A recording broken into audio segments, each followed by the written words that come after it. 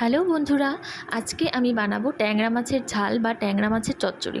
তার জন্য দেখো, ট্যাংরা মাছটাকে আমি ভালো করে কেটে ধুয়ে নিয়েছি। এরপর মাছে আমি নুন আর হলুদ দিয়ে দিচ্ছি। নুন হলুদ দেওয়ার পর মাছটাকে আমি ভালো করে মাখিয়ে নেব। আর এই পাশে কড়াই আমি সর্ষের তেল বসিয়ে দিয়েছি আর তেলটাকে খুব ভালো করে গরম করে নিচ্ছি। তেলটা ভালো করে গরম না হলে মাছটা কিন্তু কড়াইতে লেগে যাবে। দেখো, এরপর মাছটা আমি দিয়ে দিচ্ছি।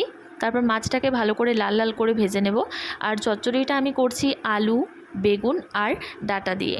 তোমরা চাইলে অন্য সবজিও দিতে পারো বা ডাঁটাটাকে তোমরা স্কিপ করতে পারো, শুধু আলু আর বেগুন দিয়েও করতে পারো।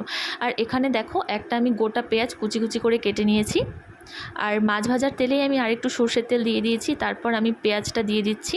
পেঁয়াজটা দিয়ে এবার পেঁয়াজটা একটু হালকা লাল লাল করে ভেজে নিচ্ছি। তারপর আমি দিয়ে দেবো কাঁচা লঙ্কা বাটা। কাঁচা লঙ্কা বাটাটা আমি একটু বেশিই দিচ্ছি, যেহেতু মাছের ঝাল করব তাই। এরপর আমি দিয়ে দিচ্ছি হলুদ, সামান্য একটু লঙ্কার গুঁড়ো। এরপর এই মশলাটাকে ভালো করে কষিয়ে নেব।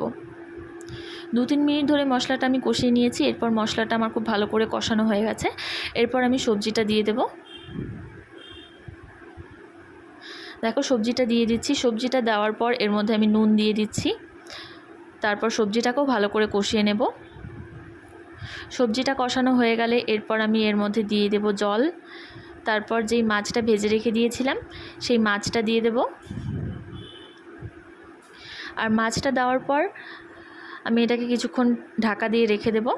আর এই সময় গ্যাসের আঁচটাকে আমি একটু কমিয়ে দেবো, না হলে সবজিগুলো কিন্তু সেদ্ধ হবে না। তোমাদের কার কার ট্যাংরা মাছ খেতে ভালো লাগে অবশ্যই কিন্তু কমেন্ট করে জানিও। আর এই বর্ষার ট্যাংরাতে জানোই তো ডিম হয়, তো এই মাছের ডিম খেতে কার কার ভালো লাগে অবশ্যই কিন্তু জানিও। দেখো, মাছের চচ্চড়ি কিন্তু আমার রেডি। এরপর আমি ওপর থেকে একটু ধনেপাতা কুচি ছড়িয়ে দিচ্ছি। আর ভিডিওটি ভালো লাগলে অবশ্যই like, comment, share and subscribe অবশ্যই করে দিও প্লিজ।